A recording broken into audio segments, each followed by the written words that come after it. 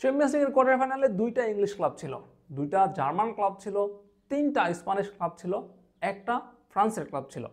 Champions লিগের quarter ফাইনালে ছিল এই দলগুলো, যেখানে স্প্যানিশ লা লিগার যে তিনটা দল ছিল তারা হচ্ছে Real Madrid, Atletico Madrid, Barcelona. English premier league থেকে যে দুইটা ক্লাব ছিল তারা হচ্ছে ম্যানচেস্টার সিটি এবং আর্সেনাল। জার্মান বুন্দেসলিগা থেকে যে দুইটা ক্লাব ছিল তারা হচ্ছে বায়ার্ন মিউনিখ এবং বরুসিয়া ডর্টমুন্ড। ফ্রান্সের ক্লাব থেকে, ফ্রান্সের লিগ থেকে যে দলটা এসেছে ছিল তারা হচ্ছে পিএসজি।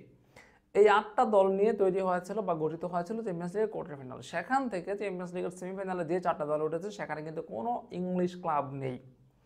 বিশ্বের সবচাইতে প্রতিদ্বন্দ্বিতাপূর্ণ লিগ বলা হয় ইংলিশ প্রিমিয়ার লিগকে। সেখানে Manchester City, Liverpool, Arsenal, Man U, Tottenham, বড় বড় সব ক্লাবগুলো সেখানে খেলছে, চেলসি সেখানে রয়েছে। এত সব ক্লাবের ভিড়ে এবার কিন্তু চ্যাম্পিয়ন্স লিগের সেমিফাইনালটা হবে ইংলিশ ক্লাবগুলোকে ব্যতীত। এবার আসলে চ্যাম্পিয়ন্স লিগের সেমিফাইনালে সবচেয়ে বেশি দুইটা দল রয়েছে জার্মান বুন্দেসলিগা থেকে, বায়ার্ন মিউনিখ এবং বরুসিয়া ডর্টমুন্ড। তারা উভয় চ্যাম্পিয়ন্স লিগের সেমিফাইনাল নিশ্চিত করেছে। বাকি দুইটা ক্লাব হচ্ছে, একটা ফ্রান্সের পিএসজি আর একটা হচ্ছে স্পেনের রিয়াল মাদ্রিদ। এখন ফাইনালে যাওয়ার লড়াইয়ে ফ্রান্সের ক্লাব পিএসজি মুখোমুখি হবে বরুসিয়া ডর্টমুন্ডের, এবং স্প্যানিশ ক্লাব রিয়াল মাদ্রিদ মুখোমুখি হবে আরেক জার্মান ক্লাব বায়ার্ন মিউনিখের। যার কারণে অল জার্মান ফাইনাল হওয়ার একটা সম্ভাবনা কিন্তু রয়েছে। সেটা কি হবে? আপনার কি মনে হয় সেটা জানাতে পারেন কমেন্টে।